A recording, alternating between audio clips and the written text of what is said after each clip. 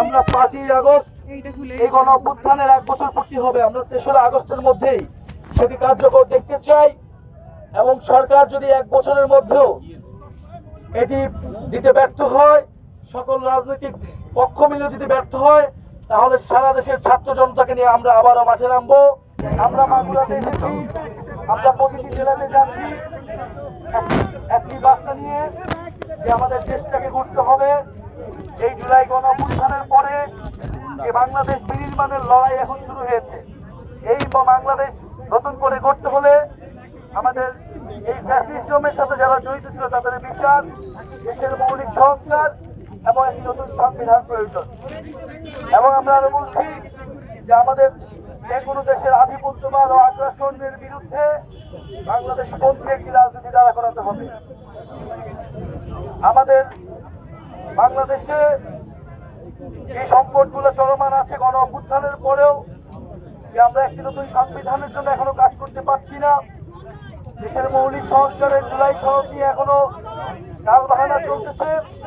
আমরা মাগুরাবাসীকে বলতে চাই, আপনারা সোচ্চার হন। 10 জনের মতো শহীদ হয়েছে। আপনাদের সেই সন্তানদের যে রক্তের মর্যাদা, সেটি আমাদের সকলকে মেনে নিতে হবে। একটি নতুন বাংলাদেশের জন্য,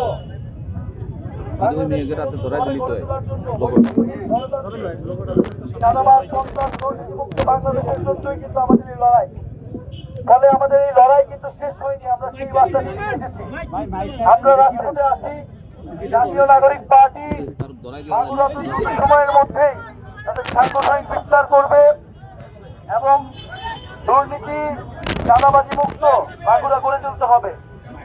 সেক্ষেত্রে আপনারা কাউকে ছাড় দিবেন না। দল মত নির্বিশেষে যাদের বিরুদ্ধে অভিযোগ আছে তাদের বিরুদ্ধে আমাদের সকলকে সরব হতে হবে।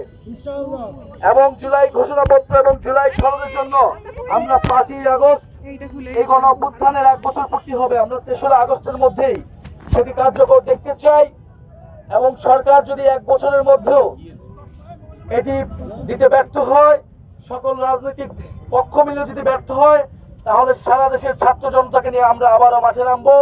3রা আগস্ট আমরা শহীদ মিনারে ঢাকায় থাকবো। আপনাদেরকে 3রা আগস্টের আহ্বান জানাচ্ছি এবং ইনশাল্লাহ আমরা আবারও মাগুরাতে আসবো। মাগুরার বাসীর এলাকার যে সমস্যা, সেই সমস্যার সমাধানের জন্য জাতীয় নাগরিক পার্টির নেতৃবৃন্দ আপনাদের সাথে সবসময় থাকবে। আমরা আজকে বিদায় নিচ্ছি, কিন্তু মাগুরাবাসীকে আমরা আন্তরিক ধন্যবাদ